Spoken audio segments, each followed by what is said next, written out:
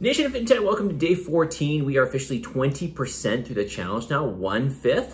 So we've done, the first 2 weeks, or well, we're into day 14. So just about wrapping up 2 weeks. We've got another 4 blocks like this. So you can see how fast this challenge will go. One of those blocks down, 4 more to go. Just a reminder that the longest period between scans is happening during this period, the period being from your first scan, somewhere around October 1st or just beforehand, to the 29th of October, okay? So your 4th one's gonna happen just before the 29th or maybe on the 29th, somewhere around there. The subsequent 2 scans after that are gonna happen a little bit faster. So there'll be about 3 weeks or so between scans. Yesterday, I talked about cravings, and just specifically, I want to read this feedback again one more time, because maybe it wasn't so much about cravings, it was more about, well, it says tips for managing temptation when around people who eat whatever they want. So again, I'm going to come back to this whole idea of, we have a goal set, and it's really about short-term pleasure short-term pleasure versus long-term goals, or mid to long-term goals. Well, I guess in this case we call it more of a midterm goal. So we've got a goal, and then we're thinking about that short-term pleasure. And certainly there are, I don't want you to always think about the enjoyment of food as being something bad, because certainly we can enjoy food, and we can enjoy, let's be realistic here. We can enjoy food in the context of having, good tasting, nutrient dense, for lack of better words, I really don't like saying this because it doesn't really describe things well, but healthy foods, and that will fulfill our macros. Okay, now granted, I understand that they're not going to be as fun as eating, just sitting down and not thinking about what you're eating and just, eating some kind of dessert or, something that's, highly palatable, right? Very calorie dense, highly palatable.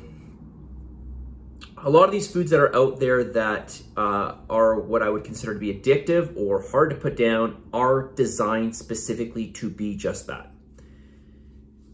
So these things are not designed by accident. They are designed, they have researchers literally figuring out how to make foods that are going to be much more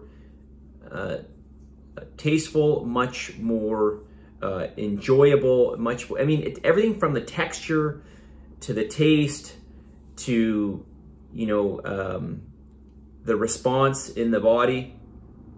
All of these things are going to affect how foods are made. Anyways, I'm kind of going down a rabbit hole here. The point is really we've got to think, especially in the 70 days, we've got to think about, again, short-term pleasure versus long-term. What are we trying to do? What are we trying to achieve? What am I going to get out of eating something that tastes delicious? All right. Aside from short-term pleasure, really nothing at all. Okay.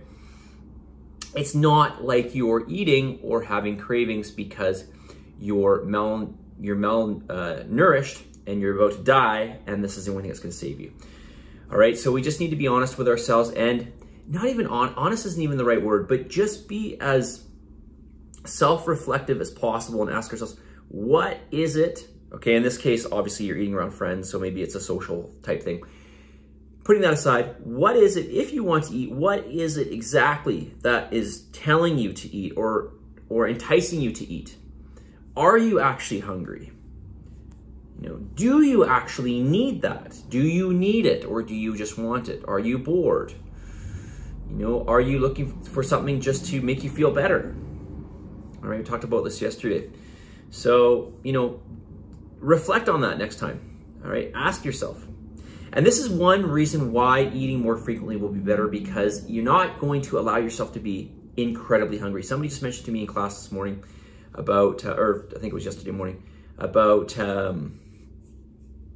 the fact that for Thanksgiving, they had a small meal, or just maybe the regular breakfast. They didn't eat all day, and then they went to the Thanksgiving meal, and then they were just feeling starving. So then they're eating like crazy. you know, and it didn't turn out to be a good thing for them.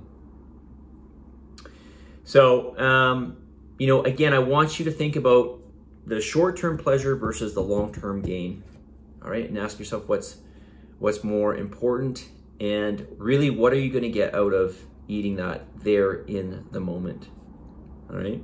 So, all right, some strategies for fullness, because I said I was going to do this. So here are, okay, I got 10 things here.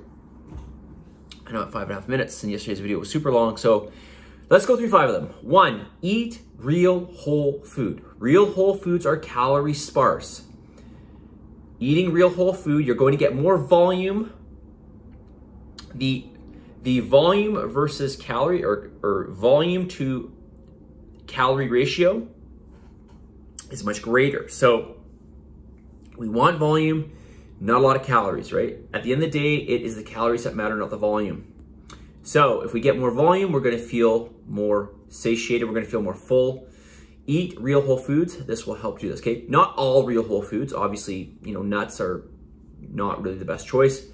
But eating things like fruits and vegetables. And there are foods like potatoes, for instance, that are highly satiating, okay? And it's a carbohydrate, okay? Or meats are very, very satiating. Number 2, volume. All right, well, we kind of already talked about this, but eating more calorie-sparse foods, fruits, vegetables. Popcorn would be another one. Popcorn is a great one because, you know, you're getting a lot of volume there. Oatmeal is not such a great one unless you make it in water. All right, so these foods that absorb a lot of water, these are great. Things like rice, pasta. Well, pasta may not be a great example, but rice, oatmeal, some of these more voluminous things like popcorn, fruits and vegetables, very, very calorie sparse foods. Number 3, drink more water. Okay, drink more water. Again, this is going to fill your stomach up with more volume. And you know, sometimes I realize that I haven't drank water in maybe a couple hours, and I'm about to eat, and I'm like, oh, I'm going to drink a bunch of water so I can just, you know, because I feel like I need to catch up. And then after I drink the water, I'm like, I don't want to eat now. So, you know, try that. Drink more water. All right, that's 3. I'm going to go through the next 6 tomorrow, or at least some of the next 6. Maybe I'll spend 2 more days going through them. Okay, so, but there's 3 ways that you can feel more full, and I got 6 more coming up. All right, let's get to the message of the day. What is my message of the day here? Where's my message of the day? All these windows open. You cannot find time, rather you must make time for what matters, right? You got to make time for what matters. You have to, ultimately you have to prioritize what matters to you. And so again, with the challenge, when it comes to, okay, the classes are quite easy. You just sign up and show up. And I think a lot of people are doing that. When it comes to your cardio or when it comes to your food prep, you've got to make the time. And if you find whatever task it is, maybe it's something else in your life that you need to do, but you're not doing. If you find it arduous, you're not really looking forward to it, do it first thing in the morning when you wake up. I guarantee you, just tell yourself, okay, when I wake up in the morning, I'm gonna do this right away. You'll get it, more than likely, you'll get it done. You are the most energetic and most, for lack of better words, motivated in the morning to do the things that you don't want to do. So do it first thing in the morning. That is my advice to you. Positive energy, positive vibes, believe in yourself, for the love of God, give some gratitude, and I'll talk to you all tomorrow.